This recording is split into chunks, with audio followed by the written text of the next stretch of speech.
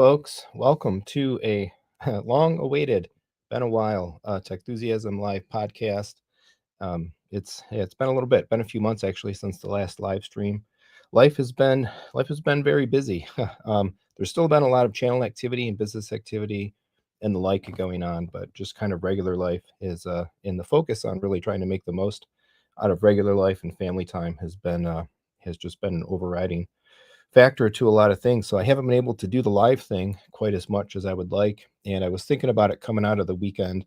And as usual, I advertise these things at the last minute. So we'll see what the turnout is actually live. It might be kind of small, but I do want to try to perhaps settle in on this time, like this day of the week time of day, 5 p.m. Eastern time, Mondays. We'll try this for a little bit and see how it works out.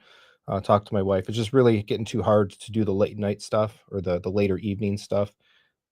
Kids are older; they're staying up later. That's our family time nowadays, and the chance to actually watch a movie and do some things, play some games, whatever it may be, along with just kind of regular life, trying to get the workouts in, get to bed early, get the right amount of sleep, all that stuff. We got a new driver in the household. The oldest just got her permit. So a lot of life happening, a lot of life happening around the Techthusiasm household. But I really miss being able to connect with folks and being able to do all this stuff live and engage with folks live, do the podcast. So right off the bat, this is what I want to try. I've been thinking about like earlier on the weekends and stuff, but I think 5 p.m. Mondays may be a good slot. There's not an existing big home theater show that I know of anyway already at this time. I can kind of clock out of the daily job activities, get this in, and then break off from here into dinner time and family time and kids activities and practice and gymnastics and all the different things that we have going on many days of the week here. So I'll advertise this a little bit more as we go forward, but try and stick with this for the foreseeable future. We'll see what the turnout is and all that. Hopefully the time is pretty good. I know East Coast time, a lot of folks are actually sitting down or should be sitting down maybe to have dinner with the families or just getting off work. But hopefully I'm catching some folks. So we'll be able to catch some folks on their commutes on the way home. Maybe give some of the more Western folks something fun to listen to or engage with in their afternoon, maybe of their workday, and also be able to catch some overseas folks on the European sides and whatnot. So we'll see how it works out. But yeah, been busy as well. A lot of family vacations in the first half of the year, so that's taken up some time. Just got back from Sedona, Arizona, which anybody from that area, shout out. It definitely was a really cool place. Put some pictures up on the channel and on my IG and whatnot. But my wife and I, 25th wedding anniversary, we had a really, really great time out there. Just a Monday to Thursday trip. But we did our hiking, we did some Jeep tours, did some stargazing, had some awesome food, some prickly pear cactus drinks and whatnot. So I had a really, really great time with there. No allergies in Arizona like there are in Michigan. Actually felt really good out there. Also was busy with my first kind of in-home installation, full installation, putting a kaleidoscape system in for a local Michigan customer. So that was pretty cool. Pretty cool day as well, a Saturday ago. Maybe hearing a little bit more about that install kind of going forward on the channel. And there's some big anniversaries happening around Techthusiasm as well. So literally tomorrow, by the date that I recorded 4 years ago anyway, tomorrow will be the 4-year anniversary of the channel.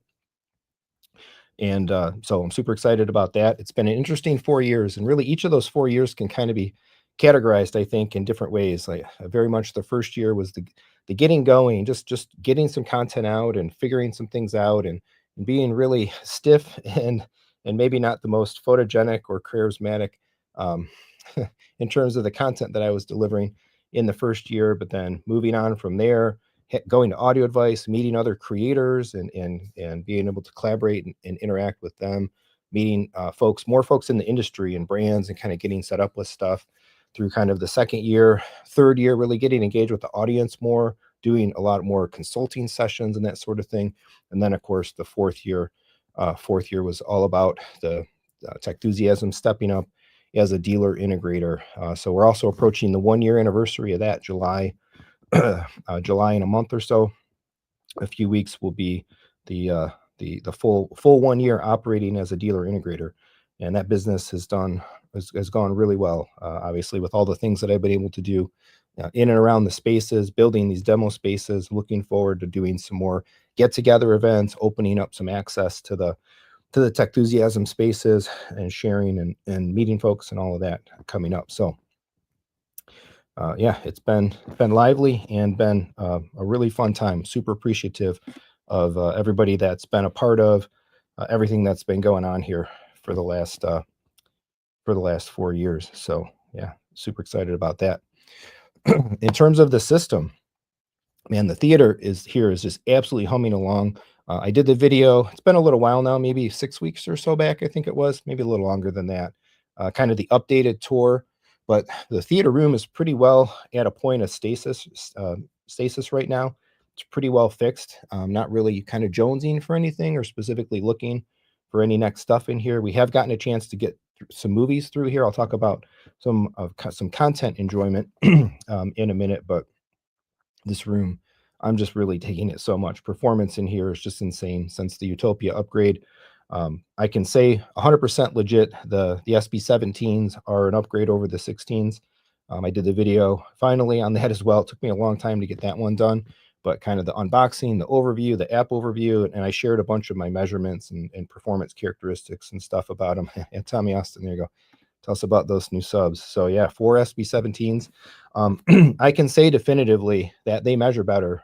They measure better in the room. So however the SB16s were interacting with the room, I don't, the room really dominates everything. And my room can be pretty tough. There's some definite knolls and peaks that are evident in placement from the front of the room to the back of the room.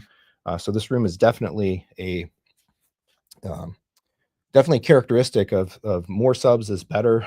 4 subs really helps in terms of the overall response in the room. They are doing different things at different frequencies. But looking at some of my arc measurements from the 17s to the 16s, the 17s, like they interact with the room better. And so they're not as subject to some of the intricacies, the knolls and whatnot that the 16s were. So I'm super happy with these. They rumble strong. They hit a little harder. I feel they present themselves stronger. Again, I think they're they're interacting with the room better, and that's very evident in their performance. So I'm incredibly happy with just the video and the audio performance in the space now. And I don't even know. We'll see. I don't even know what might be next. IT projects are moving a lot slower. We got part of got like a half IT day done a little while back now. Geez, almost probably a month or more, 6 weeks ago. Do have the exterior Ubiquiti cameras up. Love having cameras on the house. So awesome to be able to pull that up and just kind of see what's going on. Scroll back through events and see what's going on, like in and around your property. But we only got half the job done. So we got some new locks in. We got the outside cameras in. It doesn't look like I'm going to be able to get the inside cameras relative to where I thought we had pulled some wire. And in the end, maybe it looks like we didn't actually put wire in those places. Still need to get the doorbell in. And I have had a lot of folks asking about Control4 X4, which is out and available for upgrade as well. I have not even done any upgrade with that. I have the Core 5 controller in. That was something else that we did a couple weeks back or a few weeks back with Dan and DeCarlo at AudioVision as my Control4 integrator. So that's in there. It's ready to go for the new Control4 capabilities, the new software. But I just got to get with Dan, and we got to get another kind of IT tech day going in the household. And then I hope to actually make some videos about that stuff. I would like to talk about the cameras. I definitely want to cover X4 and see kind of what it's doing and what the value is and upgrades and new features and capabilities and whatever may be kind of coming out of that. So stay tuned. Again, that's moving slow. The other thing that's moving slow, of course, is the living room project. Finding handymen is nigh impossible. And I don't think I'm a bad customer for handymen in particular. I don't think I'm driving them away. But the last few guys that we've had through here over the last couple of years or whatever, doing a project, they kind of just go away. They ghost, and they say they want to do the next thing, but then you don't hear from them. They might be busy somewhere else. I don't know. But I think I finally have a lead on some much needed help So I think I might finally have a lead on the help that will allow us to rebuild the living room wall. I need that wall basically torn down. I need to take the drywall, trim off the drywall off, pull the plywood down behind the television. We need to reframe, shift the framing, cut back some of the angled section, and then rerun wires and things around in there, and then get it all back buttoned up exactly the way it is. So we'll get it framed out big enough to be able to fit, 97-inch, 100-inch television in there, and then of course be able to put in the Utopia speakers, do the Utopia speaker and subwoofer upgrade in that room as well. So the pair of Utopia in walls and the subs remain in the boxes in my storage room next to the AV rack in there. I have the other NAD M23, which now I haven't even used it yet. I think the M23 V2 has now been announced. I don't think there'll be much of a need to upgrade from those, but that stuff is ready to go. I don't know what the next TV upgrade will be. I'm still strongly thinking LG G5 97-inch, because I really need a very thin television to kind of fit the constraints of what's going on with that bump out. But hopefully, I've talked to somebody, a referral from the original builder of our house. Hopefully this person is vetted and is going to prove to be available and do a great job. And he may be coming available into July. So half one, I guess, started half one of this year, working down here in the theater, getting the speakers and upgrade and subs and everything kind of buttoned up in here. I guess we'll start the second half of the year in the living room. So 6 months apart between those different projects. But yeah, it's definitely something to find folks to do work sometimes. The other part of the system update, I've done some of the videos on the PC rebuild, so that's still running really solid. The Zotac card has been an absolute winner. I think I hit the Silicon Lottery on the 5090. Didn't hit the Wallet Lottery because that card was still a ridiculous like 30 some $100. It's interesting how the 5090s are coming into stock everywhere. I've seen some conjecture that there's some reversion or some more tariff expirations or time expirations coming in July, and so like Nvidia was like pushing to build stock and have stock and stuff available, predicting maybe some more tariff turmoil coming in the weeks ahead. I don't know if that's actually true or not, but it's been interesting watching Micro Center, where I scored my card. Now any given day has like 60, 70, 50, 90s and a bunch of 50, 80s and 70. Like they have everything. So it's interesting if Nvidia could build enough cards to saturate stock. And even like Best Buy, you can go to bestbuy.com right now. They don't have them all, but they have a couple of 5090s in stock. The prices are still staying. The prices haven't come down. So a lot of the third-party cards and everything are still 2,900, $3,000, 3,200, even up to like 3,500, which is so ridiculous. So the pricing still sucks despite the stock being there. So why couldn't they just do that production months ago and before all these other like price run-ups and stuff came? But that's a bummer. But in any case, I'm glad I was able to get out of the MSI card that wasn't working in the vertical orientation, get over into a card that actually is working really great. And I haven't even bothered to go forward with like trying an undervolt on the card and anything like that. Like it's running great, very high performance, very low temperatures, very quiet, and the power consumption numbers don't even seem to be really that bad at all. So I'm happy with that. So speaking of gaming and talking about content, my son and I, we've been playing a lot of Rivals. I think we've kind of fallen off of Rivals, Marvel Rivals, like a lot of folks have. But we're well into Spider-Man 2, probably a good 10 or 15 hours into Spider-Man 2, and definitely the 5090 in conjunction with the rest of that PC rebuild is doing very well by that game. So we're having a lot of fun with that. Single player game, but we just play kind of couch co-op, pass the controller back and forth. I'll do a couple missions, give it to him. He'll do a couple missions, pass it back, and we get to enjoy the story and the combat and choose the upgrades for our characters and our suits and stuff, and basically kind of collaborate on the game. So I really do like the fact that they put direct PlayStation PSN integration into the game, and there's like real PlayStation trophy support that is being kind of redeemed through that. So I'm super happy with that. That's all pretty cool. There's a lot more Marvel gaming content coming as well that I'm excited for. Specifically, there's I forget what it's called now. There's a side scroller I think coming this fall. Side scroller, not pixel-ish, but pixel-ish side scroller beat 'em up. I'm sure we'll jump into that for some two-player co-op. And then I was excited about Tokon.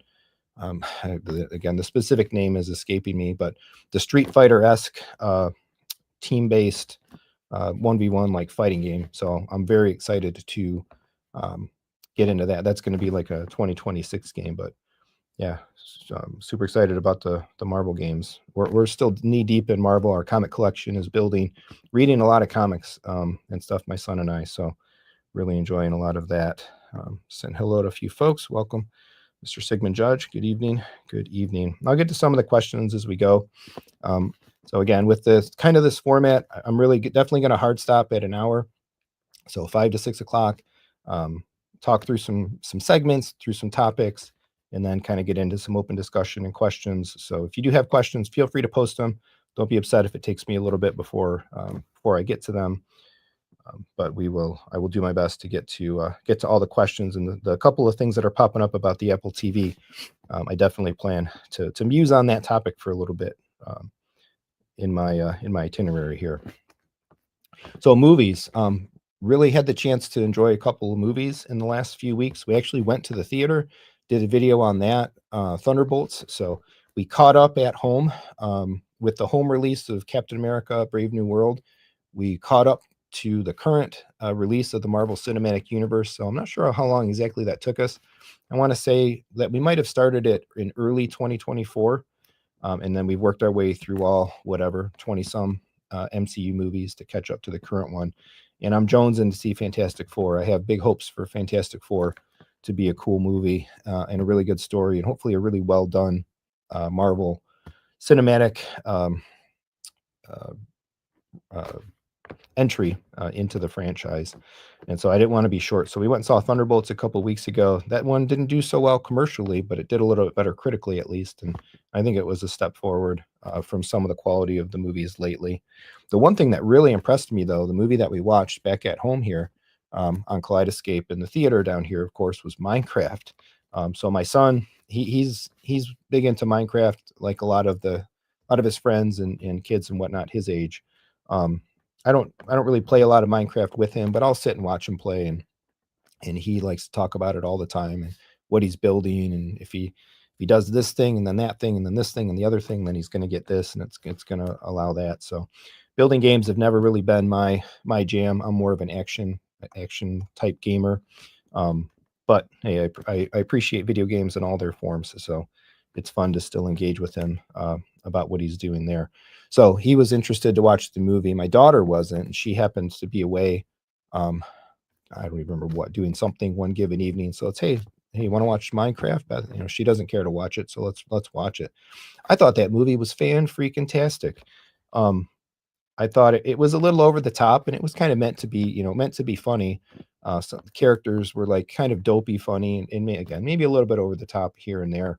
But I think it was a total package of a fun ride, good action. That movie looked so spectacular. That was probably one of like the best rendered newer movies that I've watched, certainly in the theater, in terms of just everything looking so clean.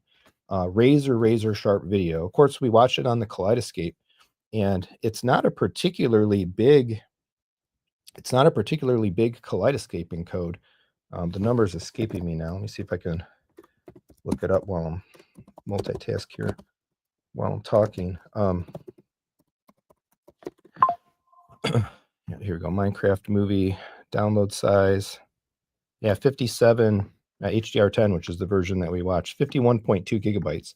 So not a particularly large download, but man, the video quality was just off the charts. And the audio in that movie, holy cow. So that's been the movie so far that I've watched that I think has made me happiest for the SB17 upgrade, and to say that, yeah, these subs do something more in this space than the 16s were, or than the 16s did.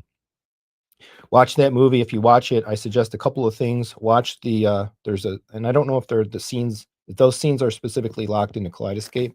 But there's a scene like maybe in the middle-ish to like the 2/3 point in the movie where there's like an escape. There's like a rescue and an escape on a bridge, and the villains basically blow up this bridge. The explosion of that bridge is like a Death Star explosion moment, and they really tuned the LFE channel on that bridge explosion. We were rumbling, shaking in the seats. A nice long big bass rumble tone, hit really strong. And then in the final battle towards the end, the final battle of the movie, they're at the Nether portal and they're fighting like the pig army, and they open up these golems, these big like metal or whatever they were golems. And so every time the golems move, it's like boom, boom as they step.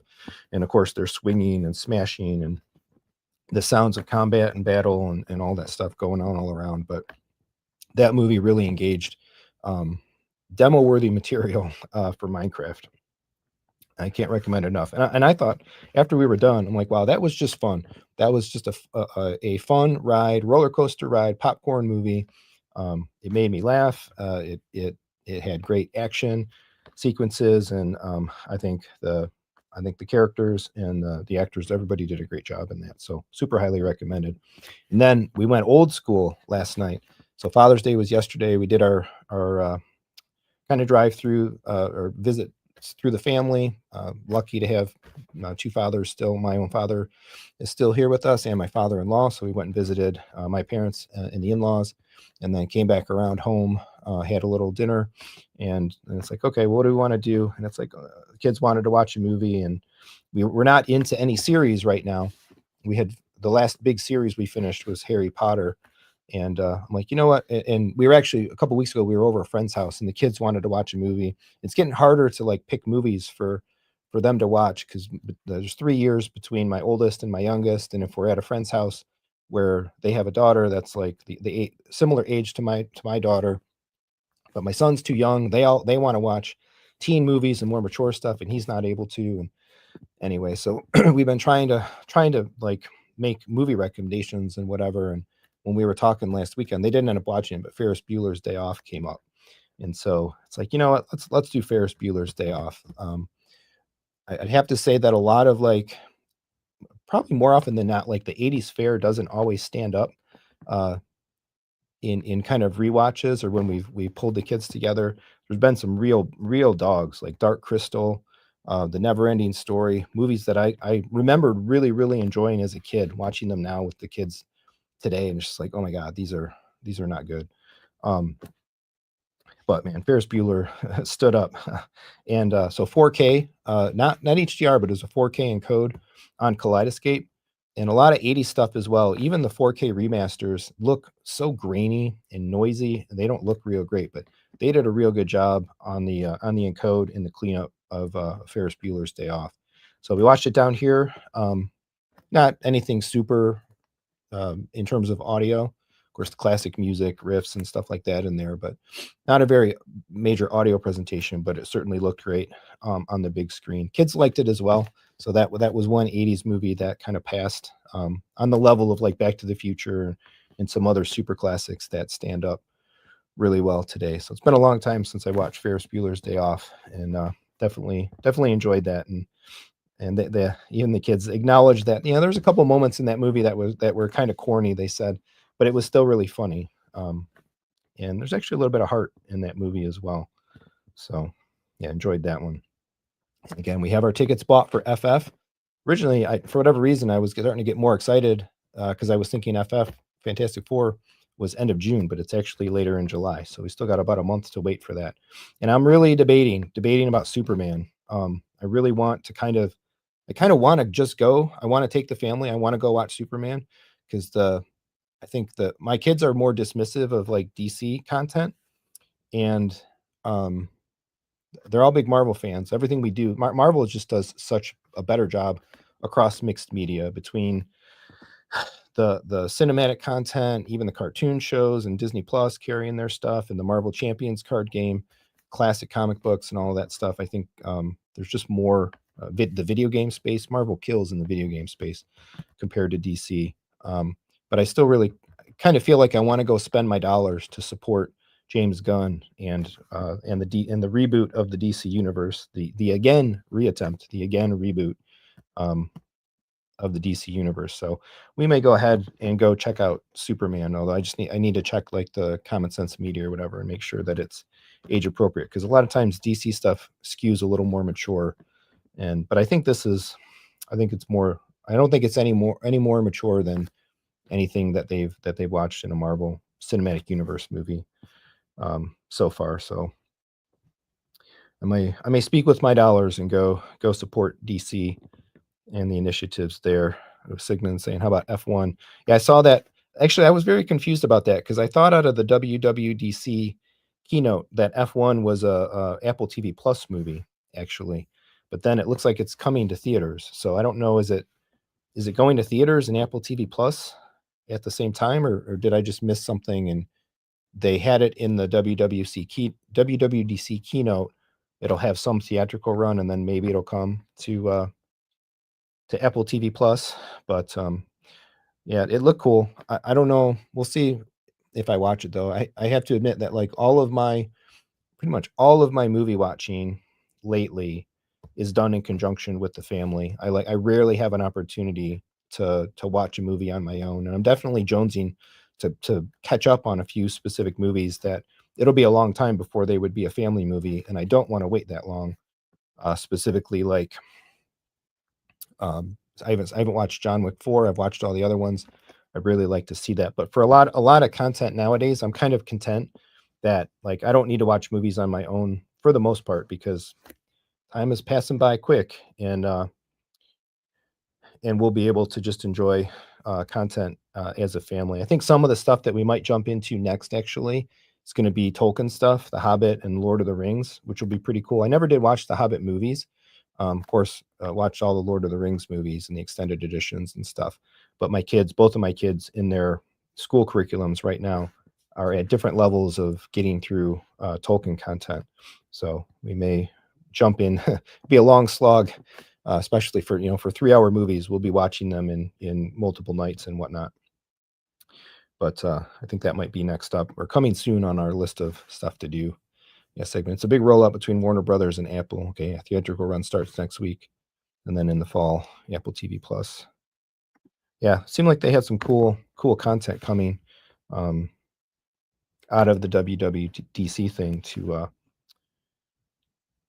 Apple TV Plus and the production stuff that they're working on, which is interesting because some of the other reports that you read about, the money that, again, these companies are investing into their streaming platforms and how the streaming platforms are not performing to where everybody wants them to be.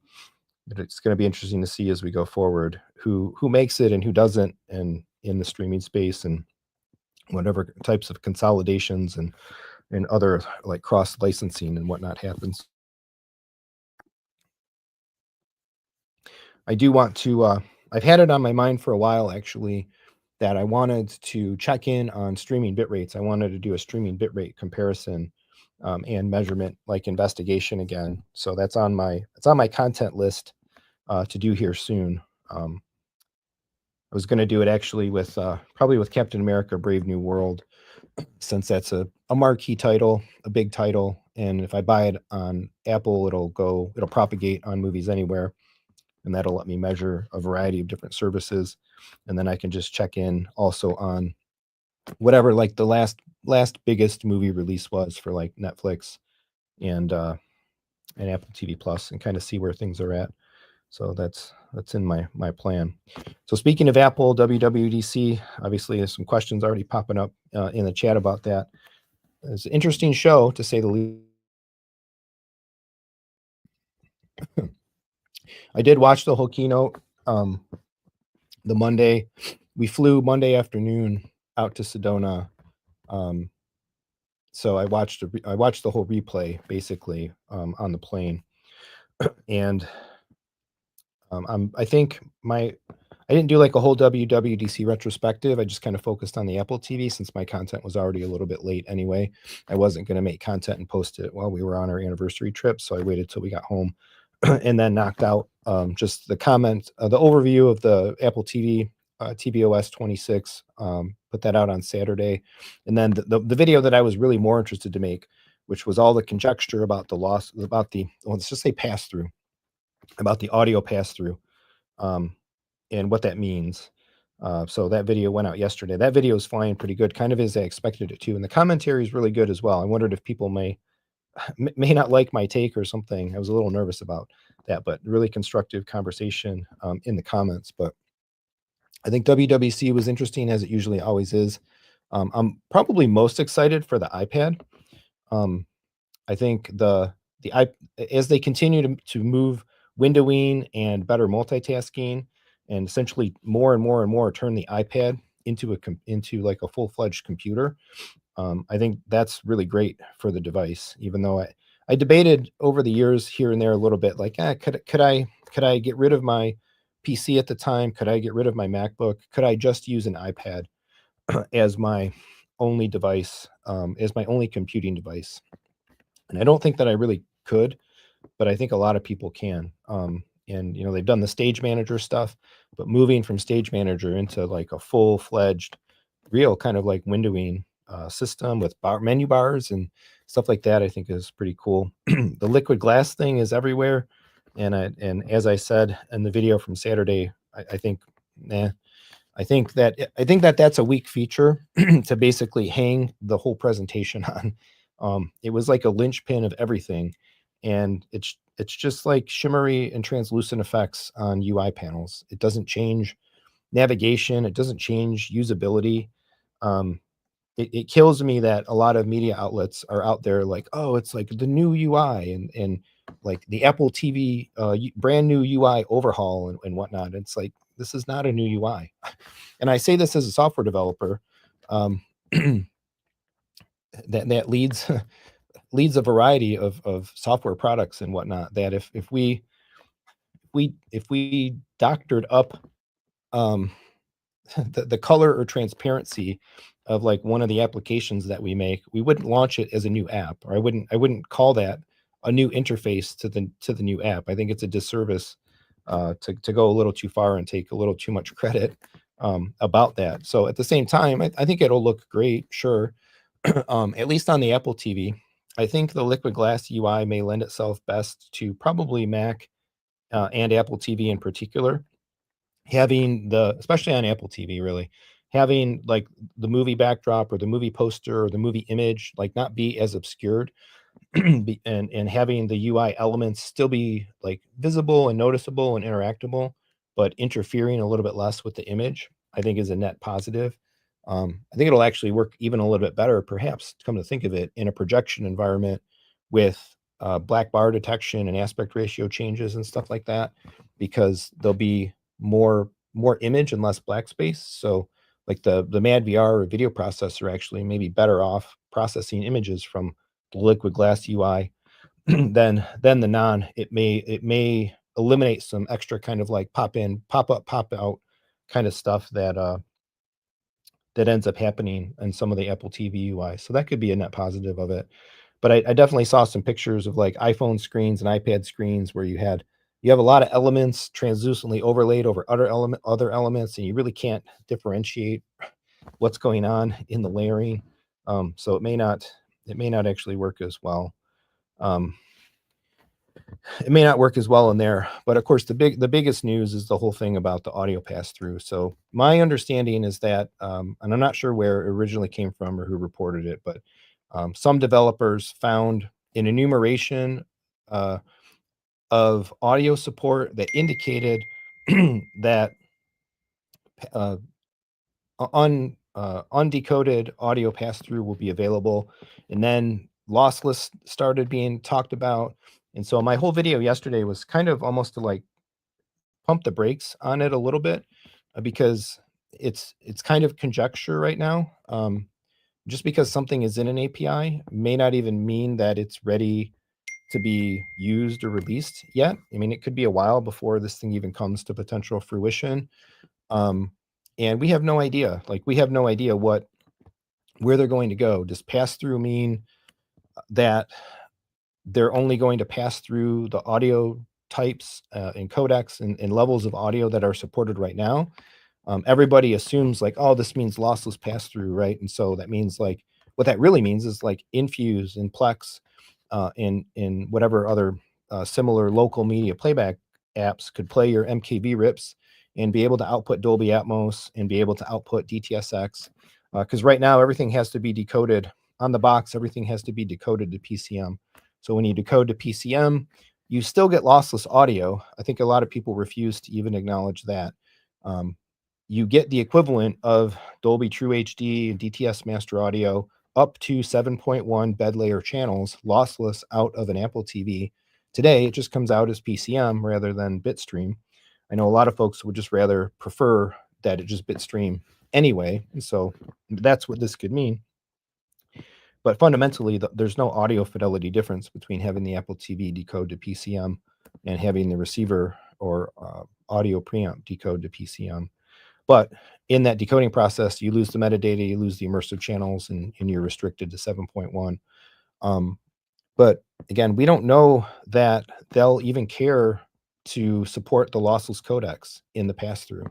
Just because it's pass-through, I think, to me, doesn't mean that everything is just going to automatically, or that we should assume that everything will just automatically pass through if they actually apply some limitation or some restriction or something to it. So maybe the lossless codecs won't actually work. Maybe Dolby codecs will only work because Apple's been so strongly licensed into the Dolby ecosystem and not really done anything with DTSX so far to date.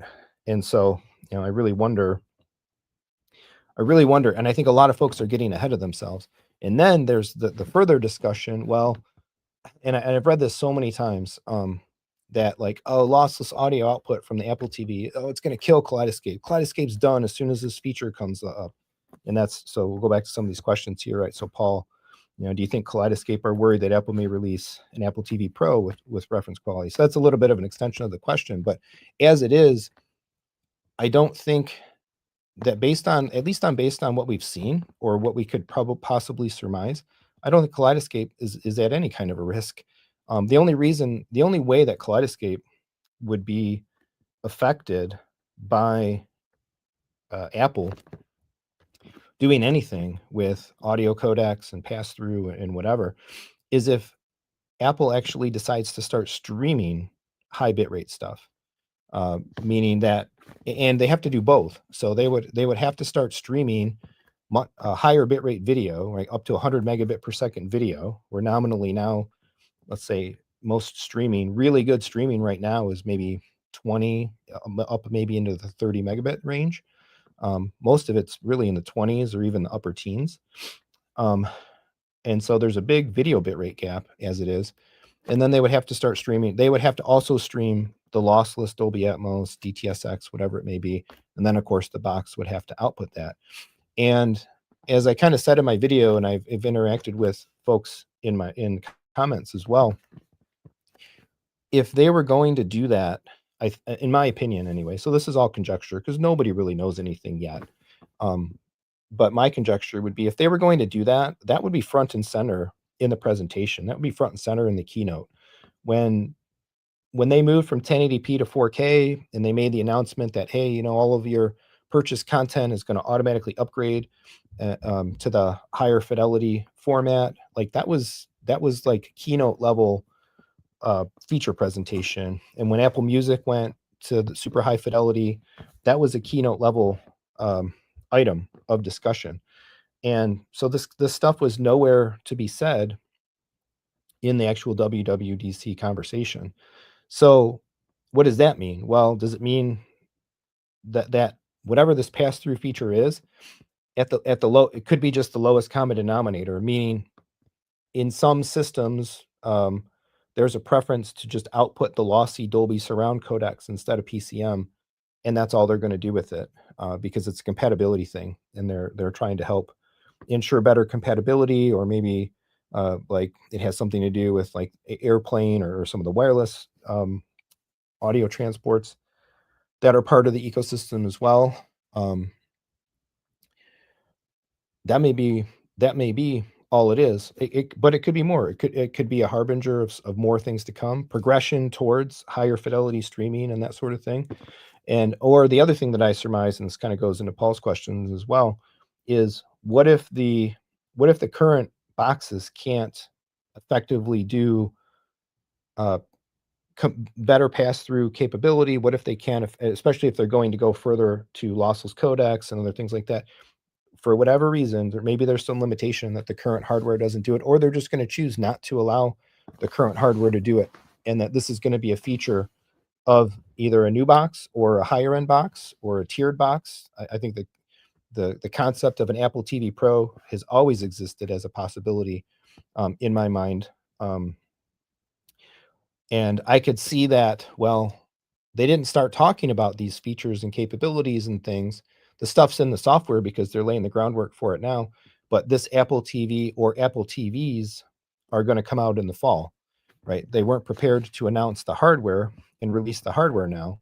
So why would you talk about a feature that would be locked to hardware that you're not ready to talk about yet or isn't available yet? So at this point in time, to me, anything can happen. Anything can happen from the dream level of like super high fidelity streaming, an Apple TV Pro box that does like super high fidelity video and audio, is a really great game machine and pushes the envelope in all these different ways, right? Maybe it's an M level processor running in that thing and all of that stuff. That's one possibility at the pinnacle of like hope and opportunity. And then down on the bottom is the equally likely, in my opinion, the equally likely outcome that we just get like Dolby Matte bitstream pass through and an option to choose. Do you want to bitstream existing audio codecs, or do you want to continue, or do you want it to be decoded and output as PCM? And there's two other things kind of harbinging back to the video as well from the other day, from yesterday. Two other things that don't leave me warm and fuzzy inside, that a lot of hopeful things are going to come. Well, almost three things.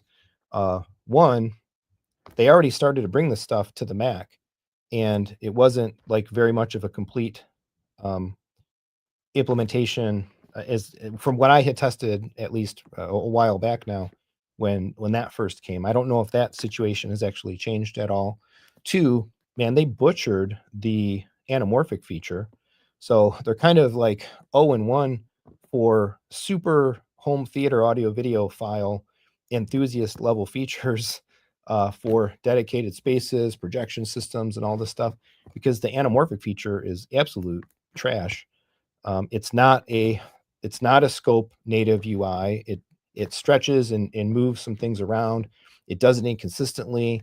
It doesn't work very well. I've yet to find an app that actually supports rendering things the right way with the ultra widescreen stuff turned on. And it's been a year now, almost, I think, at least several months or a few months since that was originally released in betas. So like last fall, and it hasn't been fixed. I need to actually update some content about that. So that doesn't leave me kind of warm and fuzzy. And then the third thing is like, how much does Apple really care about super enthusiast desires, right? So every year at WWDC for a decade, about now, I've waited, hoping, putting a lot of hope, like they're going to do it. Like, we're going to get high fidelity this year. We're going to get high fidelity, and it doesn't come. So how important are we to Apple? I just don't know. And so that tempers my expectations and stuff a lot. And it's interesting, like reading comments on forums and Reddits and stuff. Like, people are really excited about this, and I think that they might be getting their expectation. They may be setting their expectations too high, and maybe disappointed by what actually is functional when it comes. Just like the anamorphic feature, it's funny to me, or ironic to me, to like read other like media outlets and press outlets that you think are like really strong tech voices and stuff like that. And they talk about this feature, and they don't acknowledge, they don't know what it is, and they don't acknowledge anything about it. And these are like the same outlets that were like, oh, anamorphic output is so sweet. Like, you don't even know what you're talking about. So do you even have a theater? Have you ever used a theater where anamorphic imagery and scaling and video processing and stuff was actually a thing. I think in some of those cases, maybe not. So I'll go through some of these comments about this and post them up. What do you think? What do you think they're going to do?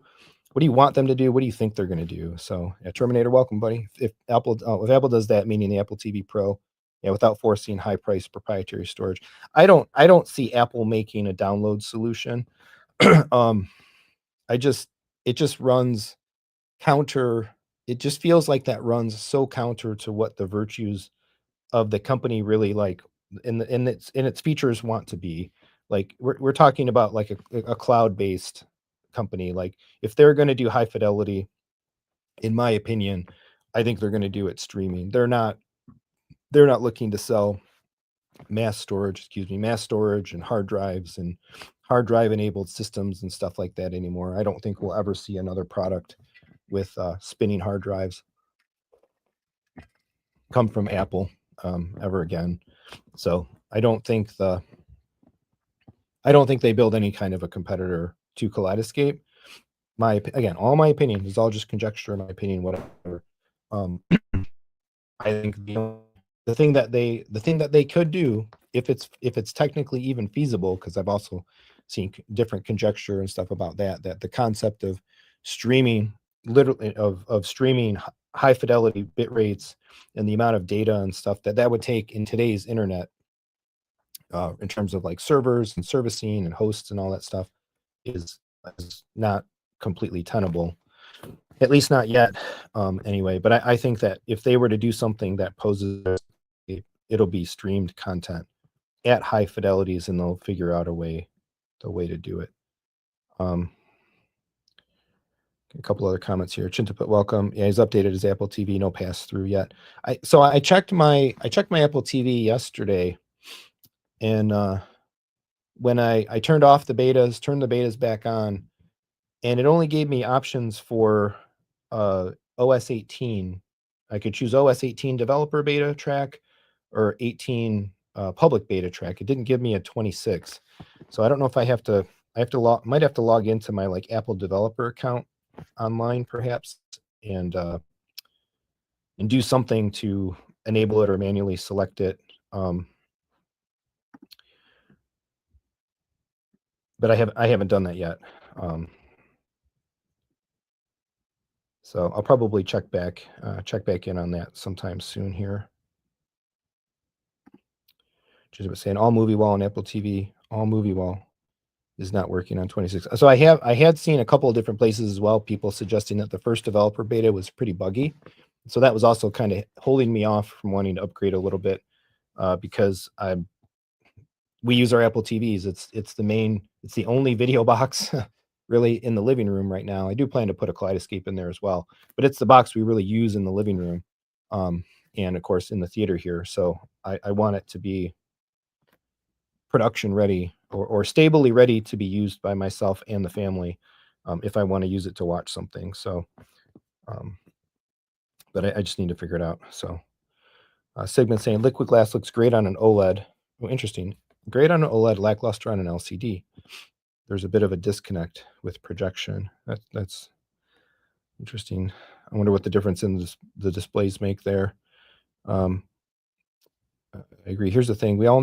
All we know is what is in the code. Yeah. There's reference to lossless and on an app-by-app basis and not universal. Yeah, the big news is the reference to 9.6. So that could be another thing. That could be another thing. And I didn't actually acknowledge that in the video that I posted yesterday, though. But there was the specific conversation about the higher level audio or the larger channel count audio.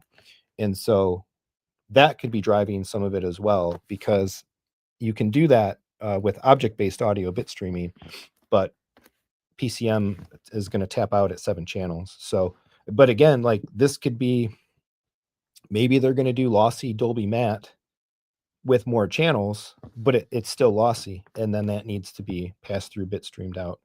So it'll be it'll be interesting to see. Yeah, this was previously restricted to Apple's private API. Both him and Matt Rumors, I've seen the references in the code. Yep. So Yeah, it's fun times though. It's fun to speculate, right? And again, like what they can do represents like some really really awesome enthusiast stuff for us. Um, but what they may do, yeah, may fall short of that. So I've definitely gotten too excited about software features from various folks, including Apple in the past, that didn't prove to be quite as awesome in reality as I hoped that they may have been in my expectations.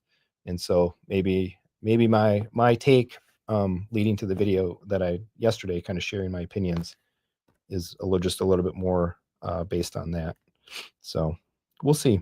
But I'm excited, and I'll definitely as soon as more stuff becomes available, um, I'm gonna do. I will get updated for sure. Yeah, but yeah, you need to log in to get the update. Yeah, maybe I'll do that tonight. Check it out. There'll probably be. Um, I imagine that there'll probably be another developer beta release pretty quick that squashes whatever a lot of the initial instabilities um, may have been. So I'm not too worried about it like being unreliable for daily driver use. And I mean, at the end of the day, it's television. So if it doesn't work, great. I'll do something else. I'll read a book, or wait for the next update. I am excited about the movie posters though, which is kind of ironic because it's like, yeah, liquid glass, kind of, but I mean, changing things over from thumbnails, landscape thumbnails to the movie posters actually does make me very excited because it properly makes the content present cinematically like it's supposed to. So I am happy for that. I think the library that alone doesn't change the navigation, doesn't add features and better interoperability or anything, but it makes it feel properly cinematic to see your content in your library and browsing some of the other UIs with posters, with proper posters. So excited about that part. See, Paul's saying, yeah, let's not forget that Sony already offers high bitrate streaming. Yeah, Robbie, that's still pretty limited in terms of where you can use it.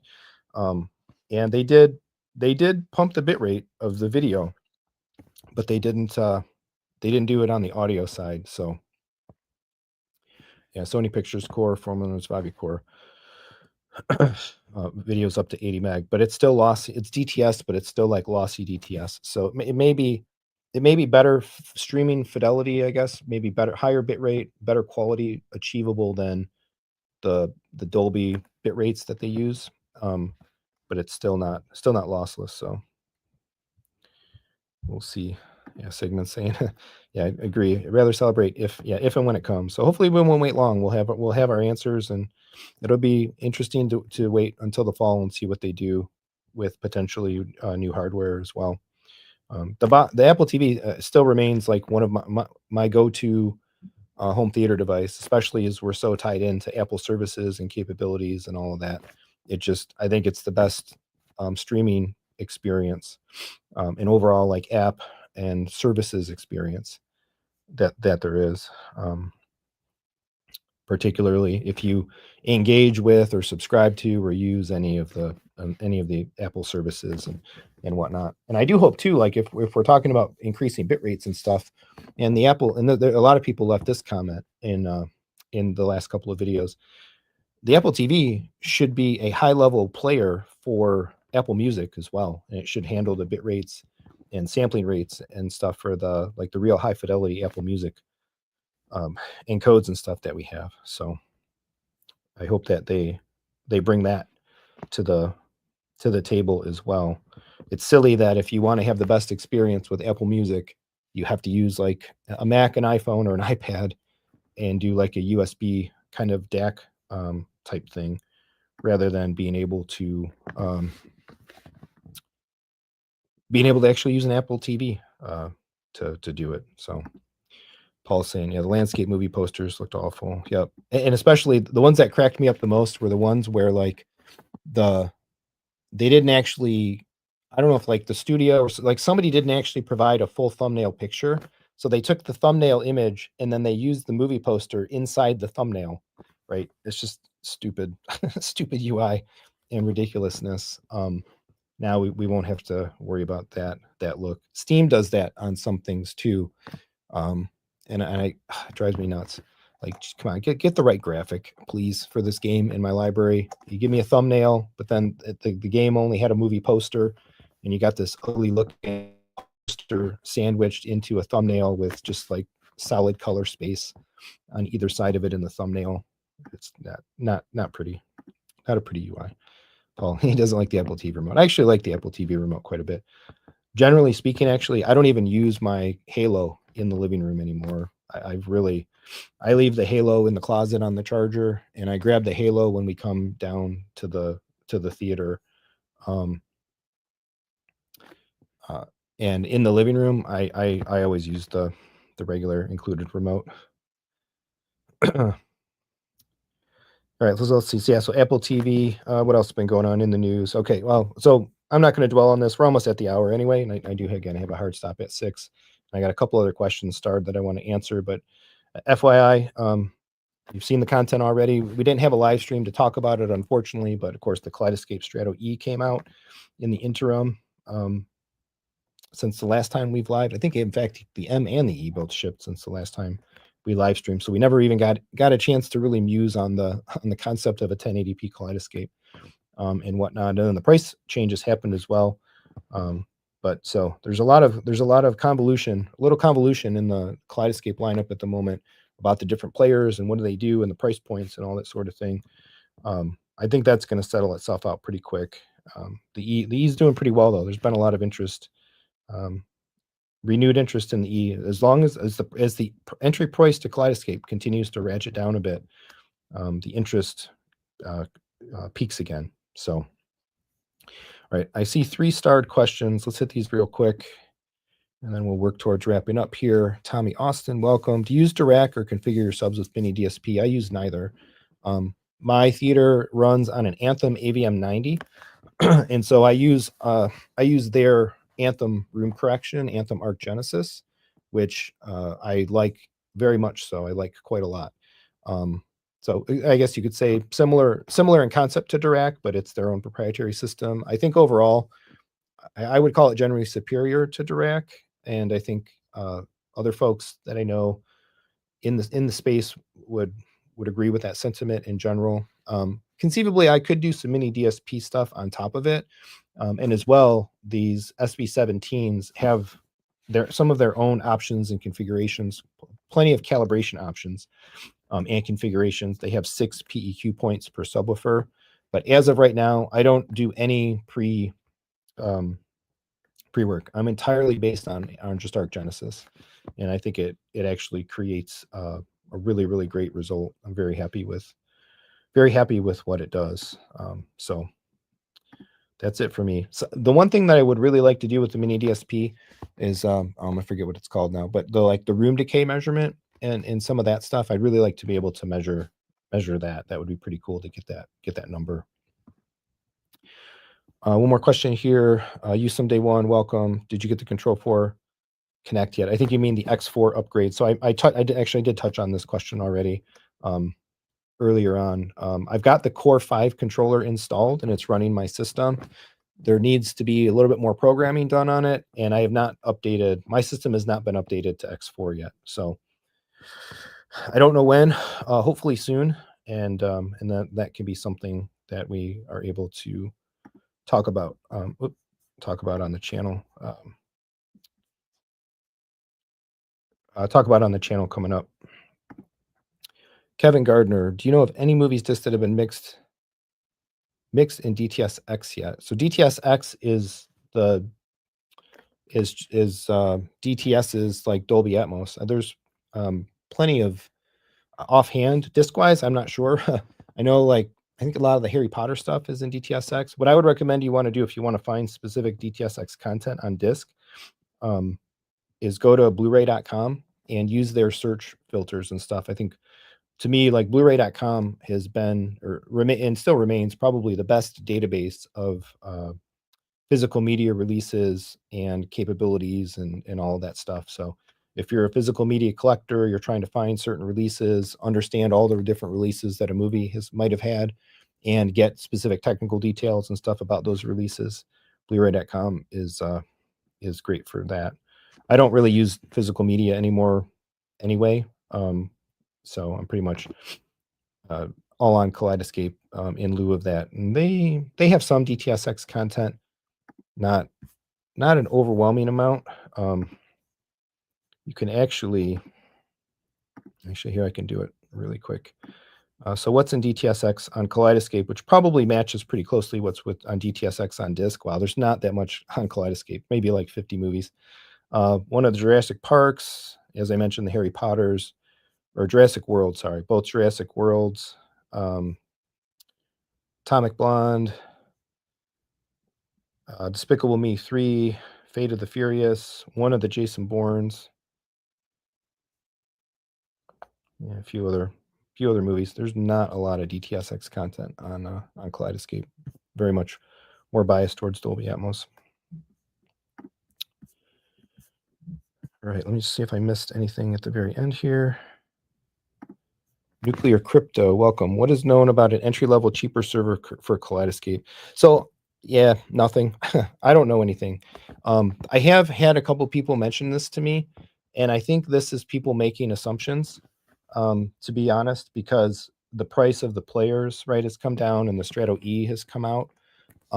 So I think they're basically saying, well, they're basically making an assumption that there's room for a cheaper player. Right now in the Kaleidoscape lineup, the most inexpensive, quote unquote, right? The most inexpensive server is the 12 terabyte Compact Terra Prime, and that is newly increased in price. Yeah, it went up from $6,000 to $7,000 now.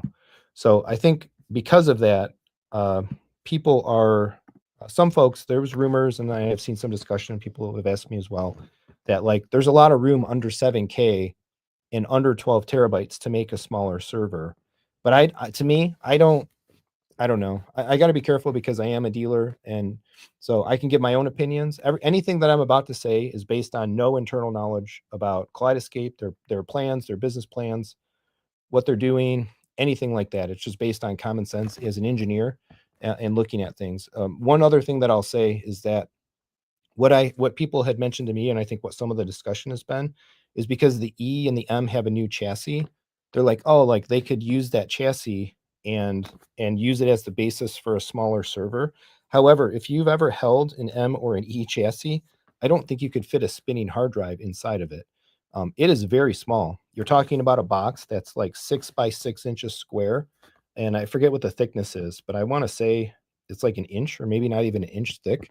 So even if you did like if you look at like a Strato C or a Strato V compared to like a Compact Terra Prime server, they have the same width and they have the same height because they're built to be able to fit in a rack, a 1U rack unit side by side. But the Terra Prime is deeper because the hard drive, right? You have the room for the main board and the display pieces and all the other stuff. And then they needed to have more depth to just physically fit a hard drive in there.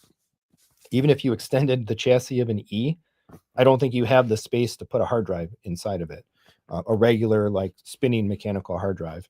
So I don't know. I don't really see this happening. But again, literally anything is possible. Literally anything is possible. I would not have predicted the Strato M, and also the Strato E was definitely a surprise after the fact. So anything is possible. It is interesting that they're, in terms of like racking this stuff up, again, like the C, the V, and the Compact Terras all have the same face dimensions, and they fit that 1U rack plate.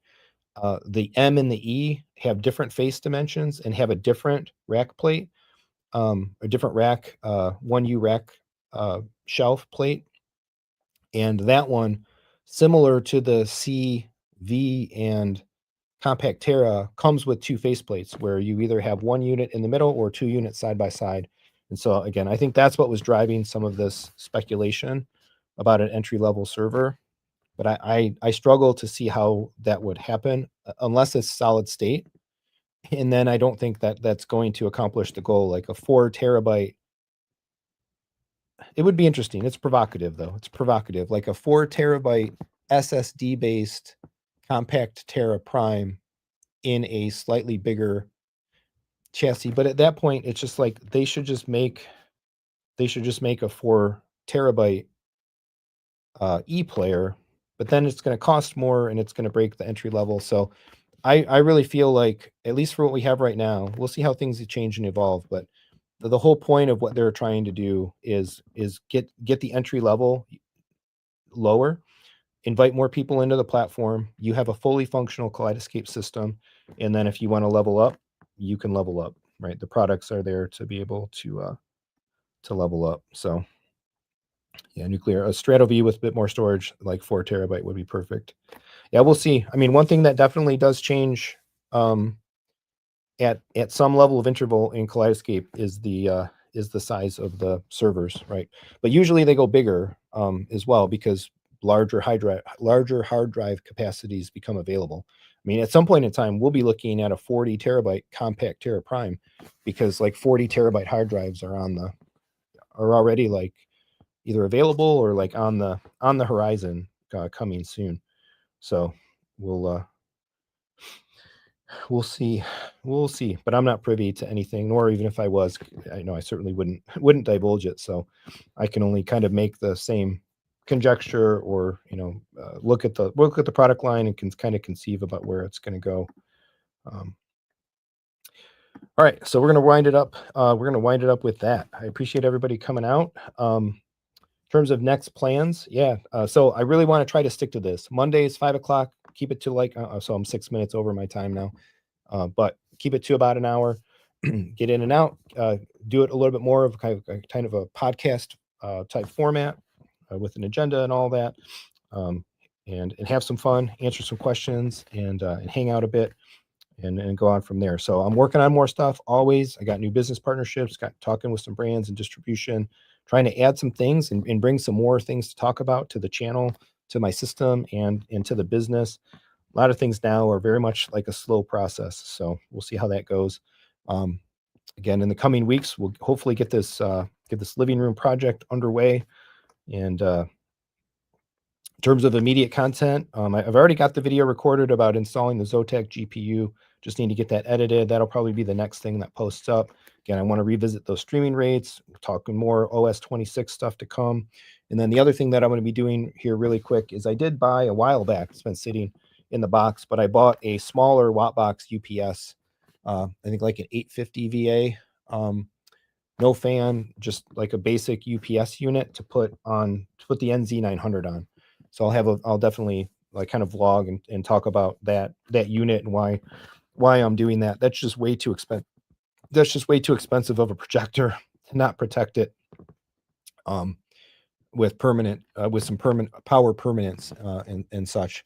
And I don't know what's been going on in our neighborhood around here, but man, it doesn't take lately more than a decent rainstorm, and we're dropping power.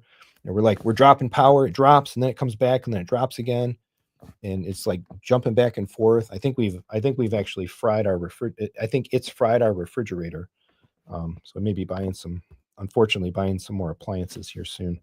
But yeah, so I plan to finally get that installed. I need to be protecting this projector as the most expensive single item in the home theater setup. So yeah, so that's on the immediate content plans. Thanks everybody for coming out. Thanks for hanging out. And yeah, hopefully we'll be back on a regular schedule, Mondays, 5 o'clock Eastern. And yeah, come on back for more home theater discussion and fun. We'll talk soon. Bye.